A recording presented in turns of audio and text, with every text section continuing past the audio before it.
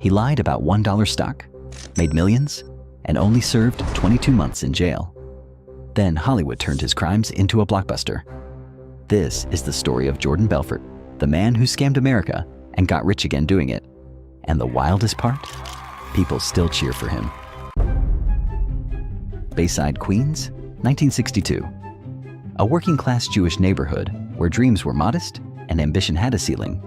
But one kid, Jordan Belfort, had no interest in ceilings. 1 lemon ice, please. For you? 2 for 1, but only if you tell 3 friends. What are you, 12?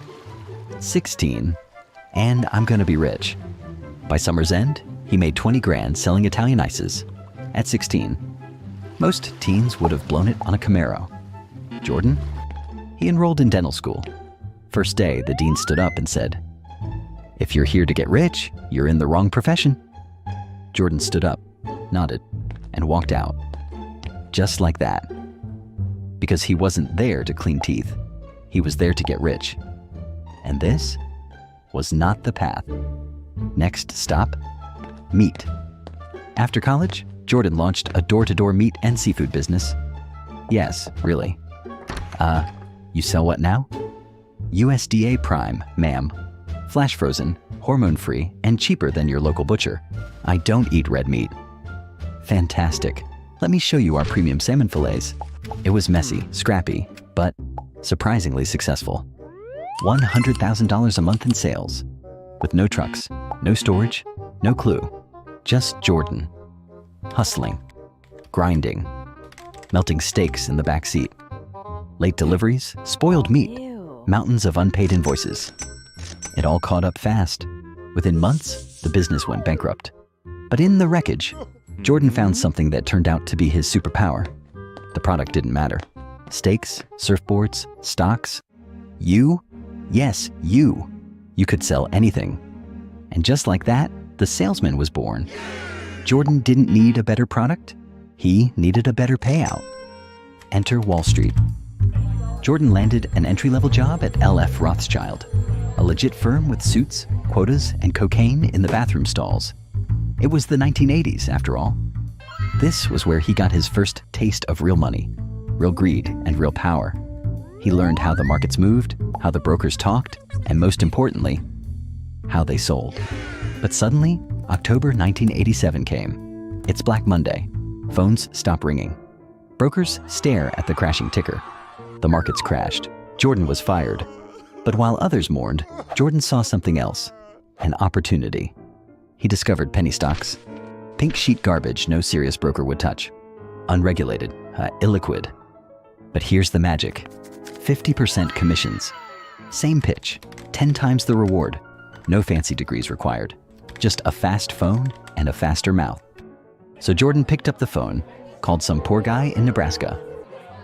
Hello? Mr. Michael, listen to me. This company is tiny now, yes, but it's sitting on a piece of technology that's going to disrupt the entire home entertainment industry. I'm talking about a ground floor opportunity, pre-IPO, completely under Wall Street's radar. The big guys haven't even sniffed this one out yet. But when they do, boom.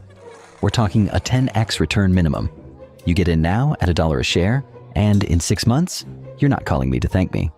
You're calling me from your beach house in Maui. So here's what we're gonna do. I'm locking you in for 4,000 shares. Sound good? I'm not really sure I understand the company. You don't have to understand the company, sir. You just have to understand the upside. That's what smart money does. They act before the crowd catches on. So, do you want to be first? Or do you want to read about it in Forbes a year from now saying, "God, I wish I had listened." And just like that, he closed $4,000 with a single call. No rules, no regulators, no breaks, just cold calls and pure adrenaline. He'd found his kingdom, and he was ready to build an empire. 1989, Jordan Belfort was already pouring the next round, and this time, he wasn't alone. Enter Danny Porish, a fast-talking, drug-snorting misfit from Long Island with the charm of a salesman and the instincts of a hustler. He wasn't from Wall Street, and on some days, it didn't feel like he was from the same planet. But he could close, and Jordan saw something in him. Hunger, loyalty, no brakes. Together, they were dangerous. Jordan had the vision. Danny brought the chaos. And from that chaos, they built their empire. Introducing Stratton Oakmont. The name sounded prestigious, like it had a 100-year legacy and leather-bound books. In reality, it was a strip mall boiler room with flickering lights, mismatched desks, and exactly zero regulatory oversight. The early recruits? They weren't analysts. They weren't even qualified. They were bartenders, college dropouts, and neighborhood hustlers. But Jordan didn't want experience. He wanted hunger. He didn't need thinkers. He needed closers. Then came the training. Jordan developed a method called straight line persuasion, a psychological pressure cooker designed to turn stammering rookies into high-pressure machines.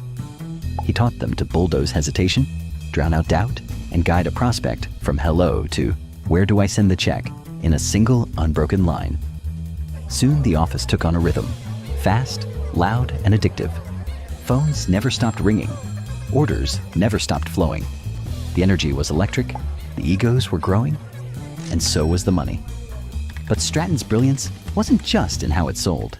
It was in who it sold to. They targeted the forgotten investors, the working-class retirees, the desperate parents, the people Wall Street ignored. Stratton sold them hope, wrapped in urgency, dressed in false certainty, backed by made-up projections. At first, it was obscure penny stocks, pink sheet garbage with names like BZZT or YUMY, companies that barely existed outside their own press releases. But once the money started flowing, the schemes evolved. Now it wasn't just fake companies, it was real IPOs. They bought up massive blocks of cheap shares, then turned the sales floor into a hype machine. Call after call, promise after promise. They flooded the market with manufactured excitement, spiked the stock, and then dumped everything at the top, leaving thousands of investors holding the bag. It was called a pump and dump. But at Stratton Oakmont, it was called Another Tuesday. By the early 90s, the firm had exploded. Stratton wasn't just a brokerage, it was a carnival. The office? A blur of screaming phones, air horns, testosterone, $2,000 suits, and enough narcotics to kill a rhinoceros. Jordan built a system where fear and loyalty were currency. Top performers were treated like royalty. Bonus checks, vacations, even watches tossed across the office like candy. Underperformers? Humiliated, cut loose, replaced in hours. And then came the parties. Strippers in the conference room, champagne overflowing into fax machines, lines of coke snorted off compliance manuals. Nothing was sacred. Not the furniture, not the company car, not even the fire extinguisher. Someone once filled with whipped cream and tequila? Jordan had officially become a cult leader in Armani. He bought a helicopter. He named his yacht after his wife, Naomi. He owned mansions, Lamborghinis, and Rolexes. And through it all, he preached the same sermon. Success is everything. And if you're not winning, you're nothing. On paper, Stratton Oakmont was thriving. They brought companies public. They raised hundreds of millions. The firm was growing faster than anyone could believe. But under the surface, it was all smoke and mirrors. Because when you can't sell the truth, you sell the dream. And Jordan Belfort had built an empire doing exactly that. By 1994, Stratton Oakmont was on fire, taking companies public, moving millions, and pulling in national attention. But beneath the success, the structure was starting to rot. The firm's IPO model was aggressive, familiar, and increasingly reckless. Same playbook: overhype the stock, oversell the dream, and exit before reality catches up. But this time, they weren't invisible anymore. The SEC had flagged a growing list of suspicious filings. Complaints were piling up from investors who bought in at $7 and watched it crash to 30 cents. Internally, some brokers were starting to ask questions. They were pushing stocks with no revenue, no product, sometimes no working phone number. Management's answer? Close the deal or get out. And while the firm grew, so did the complexity of hiding the money. Millions were funneled offshore through a web of shell companies. Some accounts were under Jordan's aunt's name in the UK. Others were parked in Geneva under company names that didn't exist. At one point, Jordan moved funds using couriers, including a housekeeper smuggling cash stuffed envelopes sewn into her bra. Jordan called it asset protection. The FBI called it laundering. Inside the firm, things were changing. Drug use, once a reward, became a necessity. Quaaludes slowed their speech. Cocaine sped them back up. People passed out during calls. One broker had a seizure on the sales floor. Fights broke out over commissions, women, or just too much testosterone. At least 2 employees had to be escorted out after violent outbursts. And Jordan? He was unraveling faster than the firm. His marriage to his wife was disintegrating. She'd find pills in the couch cushions, syringes in the bathroom. He once crashed his Ferrari into a pillar while high on lewds, with his 3-year-old daughter in the passenger seat. Then came the yacht incident. In June 1996, against the captain's warning, Jordan insisted they sail from Italy to Sardinia during a storm. He was drunk, high, and convinced nothing could touch him. The Naomi began to take on water in the middle of the Tyrrhenian Sea. On board, Jordan, his wife, their daughter, and over $2 million in jewelry and narcotics. They had to be rescued by the Italian Navy. The yacht was destroyed. Jordan survived. But something inside him didn't. Back in New York, the walls were closing in. Journalists from Forbes and the Wall Street Journal had begun poking around. Former employees were talking. But most dangerous of all was Gregory Coleman, an agent with the FBI's Financial Crimes Division. Coleman didn't just see red flags. He smelled blood. He quietly began piecing together a timeline. He pulled Stratton's cold call scripts, subpoenaed wire records, tracked real estate purchases that didn't match reported income. He found that Jordan was withdrawing cash in patterns, $50,000 at a time in cashier's checks, layered through casinos and art galleries. Coleman knew what it meant. So did Jordan, eventually. What Jordan didn't know was that some of his own brokers had flipped. One had been caught on a separate fraud charge. Another was burned by an unpaid bonus. They wore wires, recorded calls, turned over folders, and as the heat rose, more jumped ship, not out of morality, but self-preservation. Then came October 1996. Federal agents raided Stratton Oakmont. They arrived just after sunrise.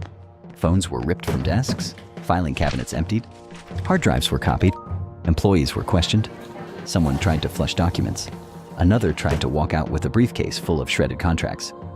It didn't matter. The FBI had what it needed, but Jordan still wasn't done. In early 1997, while under investigation and explicitly told not to move funds, he wired $2 million to Switzerland. The transaction was traced. The conversation about it had been recorded. That single transfer became the thread that unraveled everything. The chase was over, and the fall had begun. By late 1998, Belfort was out of moves. The FBI had the recordings. The SEC had the filings. The empire he built on cold calls and false promises had finally collapsed. And now it was his turn.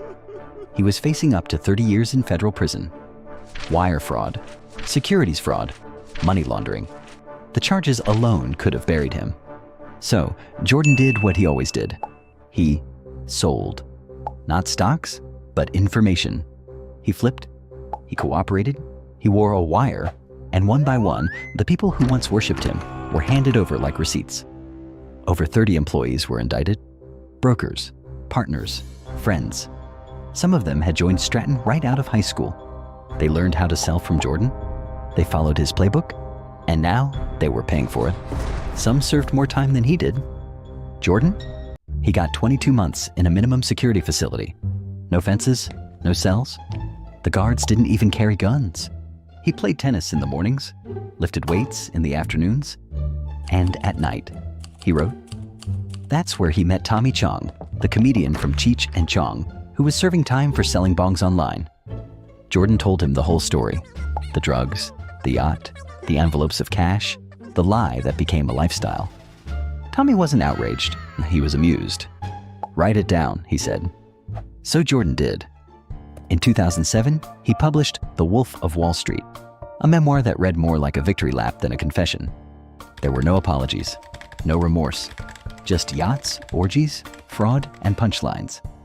The public ate it up. He sold the film rights, he wrote a sequel, and in 2013, Martin Scorsese and Leonardo DiCaprio turned it into a global blockbuster.